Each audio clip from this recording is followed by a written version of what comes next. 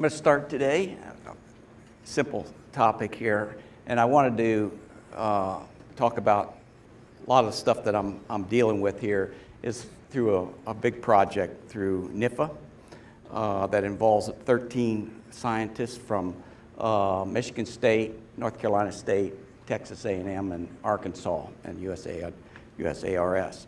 And this project is an integration of research and extension to try to develop new methods for managing and present good management practices to communicate that to farmers.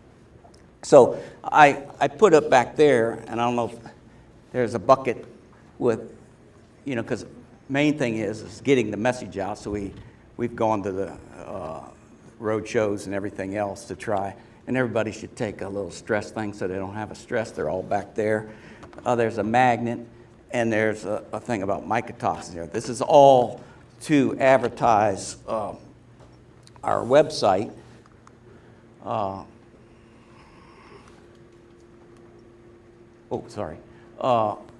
cornmycotoxin.com, which has a lot of information.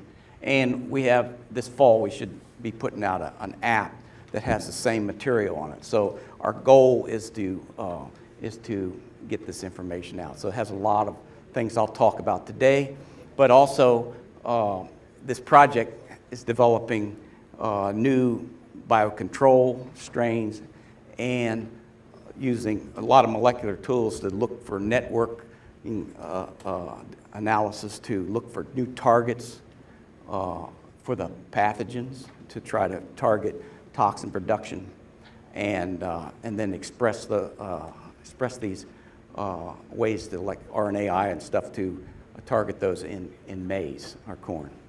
So these are some of the outcomes of this big project. But if you go to this site, you'll see a lot of free. We talked about the information on all the ear rots I'll talk about, and much more, even in storage. So if you go there, I'd be happy. Okay. So let's just start out. I start with a definition about mycotoxins and what they are. So, of course, they're chemicals, and they're produced by molds, and they accumulate in grain. And that's what I want to talk about today, is the source of these things, where they come, why they're there. And they're very stable, so they're not going to go away once they're there. They can go through dryers, they can heat. It's very difficult to get rid of them once they're there. And, of course, they're toxic when consumed. And these are just the four major ones that we'll discuss here.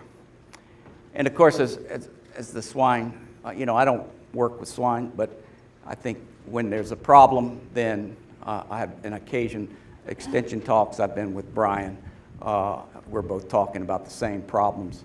The same corn that's having a problem has mycotoxins, it has other problems about feeding. Of course, these are some of the typical problems they have: reduced feeding, weight gain, of course, vomiting if they're high enough, many types of fertility issues, and respiratory stress. So, and these are all caused by a number of toxins. So this today, what I thought I would talk about, and this is just to bring it all in line here, because is to talk about pre-harvest, which is the major source of mycotoxins. This is that time of year when I'm looking, somebody calling me up asking me whether there's a problem this year. And it's still a little too early, maybe next week, and then scouting, because how many people here, there's a lot of young people here. I know you're not growing corn, so how many people here grow corn to feed hogs? Anybody? There's a few people, right? Okay, or you at least talk to those. Okay, so if you're far away from it, then you're buying, okay? But even the people that buy need to know what's going on from the area they purchase from. So this is an important point. And then maintaining good storage for good quality, because storage is the next place where mycotoxins become an issue. So there's 4 ear rots that are associated with mycotoxins. We had questions about whether Pioneer was solving those problems. People have been trying to solve those problems for, I don't know, 40, 50 years. I keep getting older. It used to be 30, now it may be 50. But gib ear rot, Fusarium ear rot, Aspergillus ear rot, Diplodia ear rot. So these are the 4 major ones for the Midwest. They can be, it depends on where you're at here. They can be worse or not a problem, depending on, and that's always driven by weather. And we'll come back to this thing because weather is the driver here. What is the weather like? And you know the weather's always changing. It's never the same, and it's not even the same in your field or in the field down 2 miles down the road. So that weather is what's going to predict what kind of toxin or what kind of problem there'll be. So, and I just to go through these ear rots and just kind of put those in perspective, because this is important, is gib ear rot, and this is probably the main one that the swine producers have because it impacts both feeding as well as reproduction. And it's been a problem, and it's always a nagging problem here, although 20 years ago I thought it disappeared. We didn't see it. The weather was nice, but I'd say in the past, since 2009, we've had a continuing, a little bit around every year. Gib ear rot, it looks like this, pink, right? Starts at the tip. That mold produces 2 toxins, vomitoxin, DON, and zearalenone. And of course, both of them affect swine greatly. This one, of course, with feeding, and this one with reproduction, very low levels, okay? We also know that same pathogen causes wheat scab, so same toxins are going to be there, okay?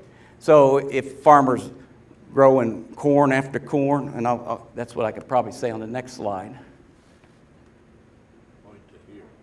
Oh, here? Okay. Oh, yeah, you're right. That mold is in the debris. All that corn stubble or wheat stubble, whatever it is where it's there, and it's inoculum. It sits there over winter. So that's where it is. So if somebody's doing corn after corn or corn after wheat, they're going to have a problem, and they do have problems, okay? But the ethanol plants pay in good money, so you keep doing corn after corn, or maybe. So that's what happens. Well, we have more stuff. With no-till, we have more residue. That's right. If you have no-till, then you have all the residue there. That's right. And that's where we are right now. We'd like a lot of no-till. So the resistance, even though the pioneers are working on it, and others are, there's essentially very little resistance, okay? And the conducive weather condition, which is the driver here, is cool, wet weather during flowering, okay, silking. So we see this, I'm always looking out, what kind of weather have we had when it comes time for silking. And probably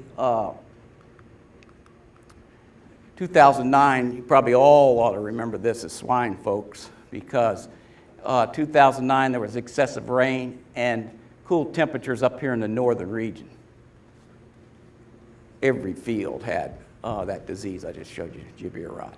And there was lots of reports of feeding problems.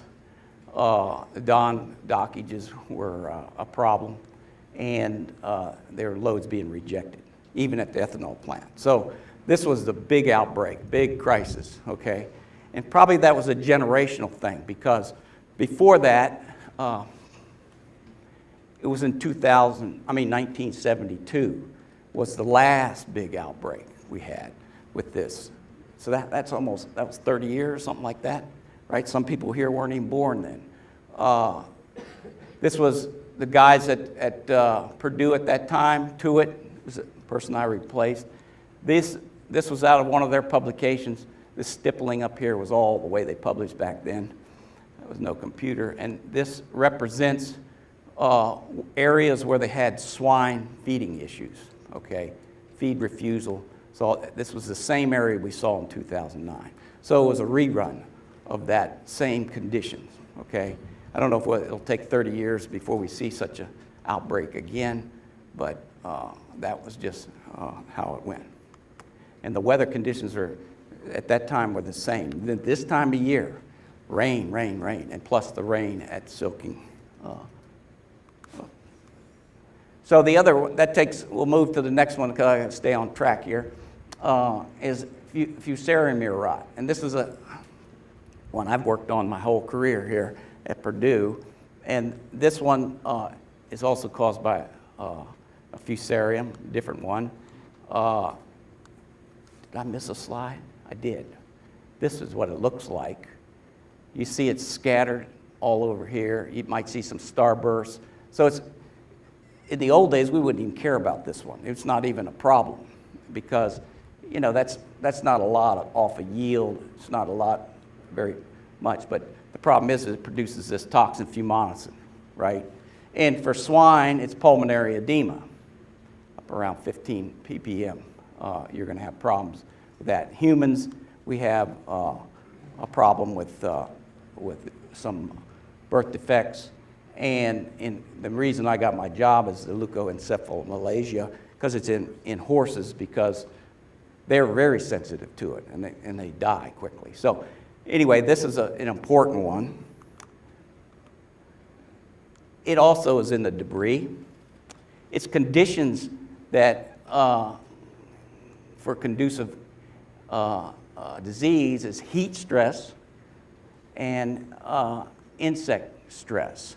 So when we looked at that picture back here, a lot of this is insect feeding. So that insects give it a way to get in to the kernel. So there's little host resistance, but a lot of the BT traits anything that affects insect feeding can reduce the disease and the toxin. So, and these are just some data that came out of the past showing some of those lines that had BT traits, how they had less toxin. So the third one is probably the big one not as far as swine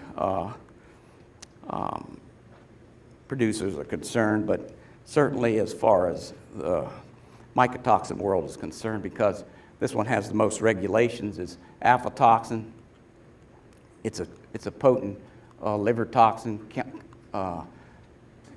It's an inducer of cancer. But you know, even at low levels, it affects the immune system. So a lot of times, if there's this chronic feeding of low levels of aflatoxin, then your animal might die of some other disease, pneumonia or something. That happens all the time. Then you can't figure out, why did it die? Did it die because it wasn't poisoned, but it was affected its immunity? So that's a chronic effect. But at high enough levels are outright kill. So you see this one is a nice olive green, and we're going to see this disease during drought stress and heat stress. So you can think about where those places would be in the state of Indiana. They're all going to be down in the south on the sandy soils over by Vincennes or some of the other places. The mold lives in the soil. It's in the debris. It's a very good saprophyte, and resistance, there's very little of it. But it's like folks from Pioneer said, one of the best resistance is drought stress, right? So probably most people that want to attack this, if we can keep the plant from heat stress and drought stress, if it can tolerate those, then it's likely not going to have a big major problem. So that's what we look for.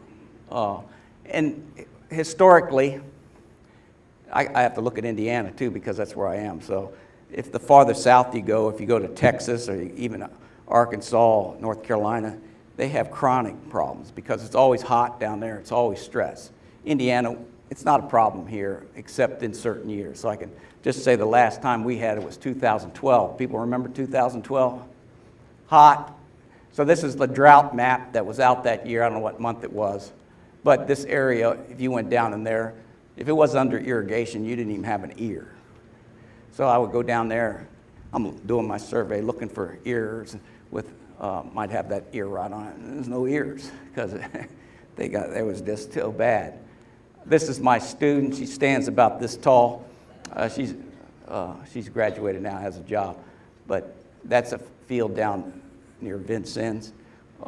It was full. You can see how tall the grain was. Lots of drought stress, lots of that ear rot and toxin too. So that was the last time.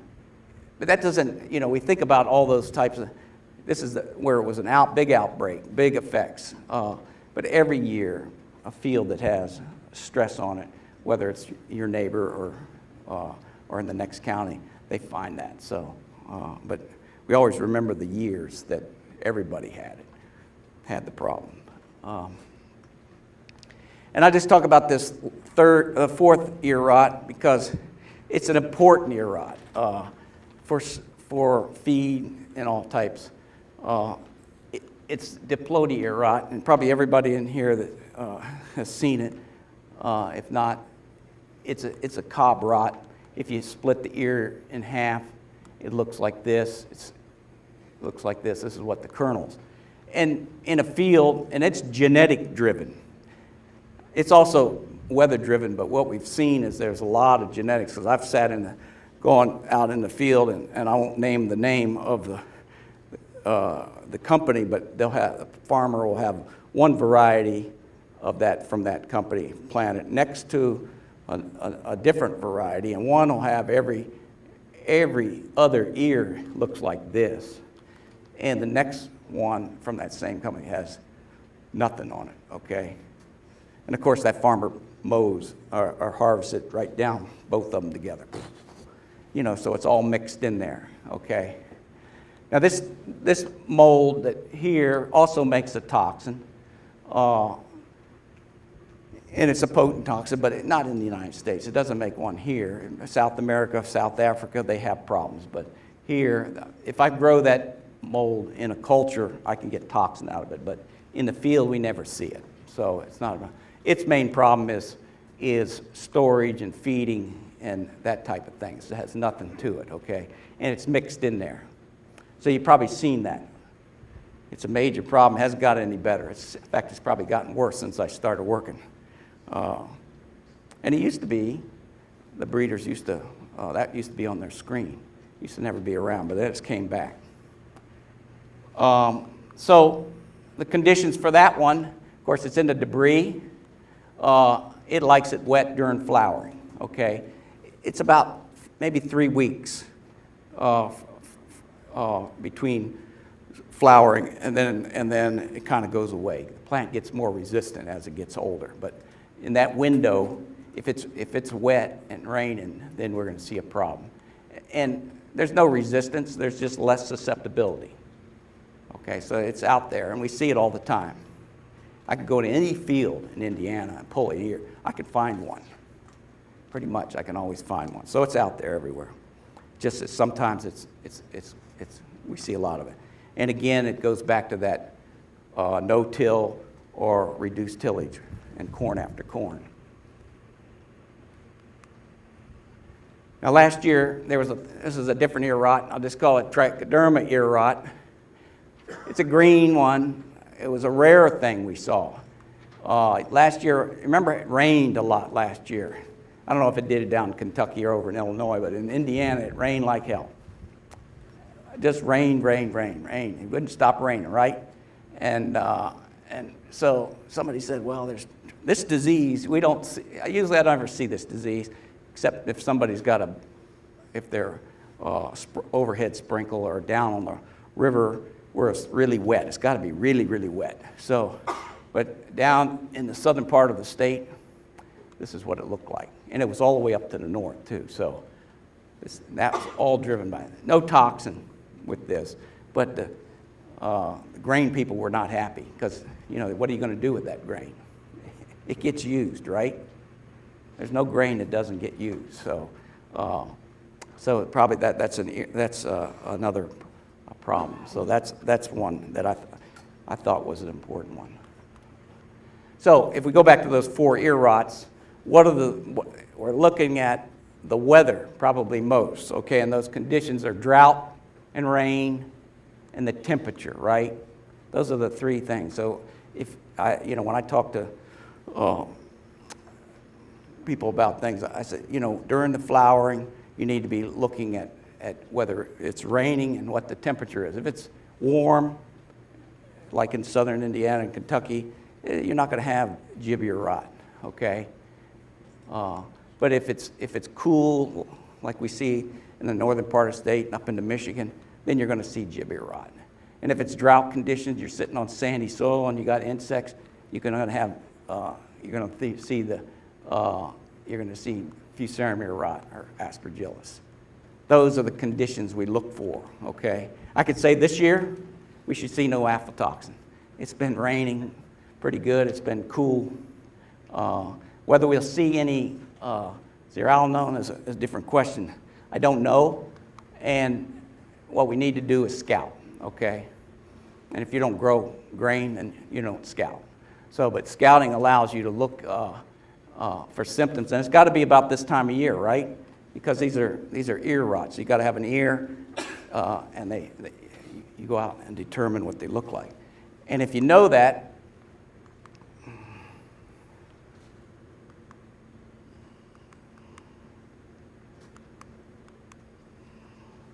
you can a couple of things. You're aware of. You can prioritize your harvest. You can do testing, and you can avoid feeding this to your livestock. And a lot of times you can do crop insurance claim, because a lot of times the crop insurance, you got to have it in the field. They got to come test it, right? So once it's harvested, then you can't get your claim in.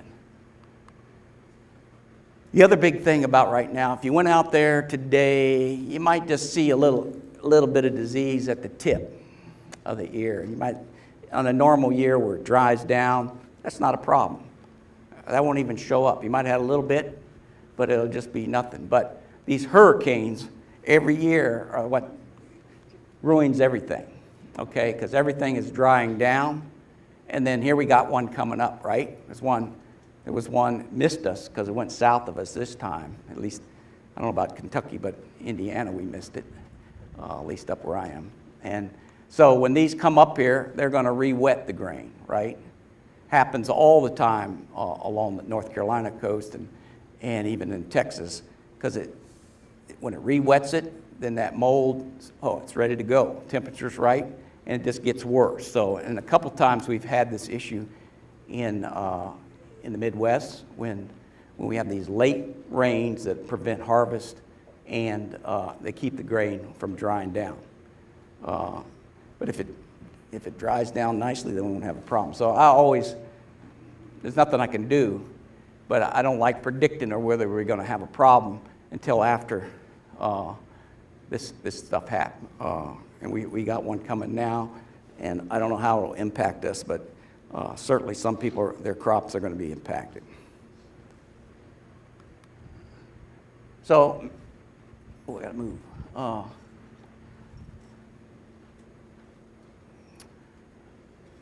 I wanted to say a few words about harvesting, okay, and post-harvest, because that's another area that's important. Because you harvest that grain, you're probably pulling out 27% moisture. It's still wet. Mold can grow. All these toxins are going to accumulate. Once they're there, until you get it dry, it has to be dried. So we need to dry it without delay and cool it down. And that's a typical thing that a farmer's going to have to do. And the reason why is a lot of these molds, okay? And the two type of mold, and we just talked about molds out in the field. Those molds, they have to have it wet, right? We told it need to be wet to grow. But a lot of times when you bring those in, we want to control moisture and temperature because we're going to stop the growth. And the two fungi we talk about are field molds and storage molds. Now, and this concept is an important thing because you know, you want your feed to be right. So you need to have good grain, and this is an important issue. So these field molds, they need high moisture, and they don't grow. Once we dry the grain, they're done. So a lot of these things are problems. But in the storage molds, they like low moisture. They do well under that, so they start to proliferate. And here's just an example. Here's the mold here that produces zearalenone and DON. It's a field mold. This is the Aflavus that produces aflatoxin. It can be classified field or storage. And this is a real live storage one that you'll have a problem with. High moisture, low moisture, very low. You can see at high moisture, this is essentially what's coming out of the field. This one grows well, but as you lower the moisture content, it can't grow, right? Aflavus takes a little more. You have to get it very low moisture for it to stop growing. The storage mold loves it. It'll keep growing. It doesn't do well at the high, but as it starts to lower. And you can see these and put this in perspective as far as temperature goes. If you look at, this is just a little experiment my students did for me, looking at, these are different grain moistures. Put them in a jar for storage. Got a hole in the top so they get some air in there. And then you can ask the question, what happens in 7 days if it's 80 degrees? So you harvest it somewhere around here, but you got to get it down to here. So 7 days, you see mold. You can see it at 20%. Yeah, I could see a little bit here at even at 18, but not much. That's just 7 days, right? That's not very long. So you don't have much time. 21 days, this is what it would look like, okay? So you can see at 18, and that's right there, that mold right there is the one that produces aflatoxin. So you're gonna have problems. So at 14%, you can hold it, okay? So that's why we like to dry it, okay? We can stop that. And then if you chill it, we like to chill the grain. We have to get it down as cold as we can because this is the effect. So now we're talking 21 days at 34 degrees. It's clean, right? So if we can keep it cool and dry, then we can prevent any of these molds from. So those are the two things we try to do, dry and cool at the same time. If we were up in North Dakota, we could put that grain in a bin. It freezes, pretty early up there, and they feed it out to their hogs before it even spring comes. Okay, but down here we have to get it dry because our winters aren't that. It takes a while for the cold weather to get here, and by that it'll be longer than 3 weeks, 21 days. Okay, so I'm going to stop there and give you some time to answer questions. I did pretty good.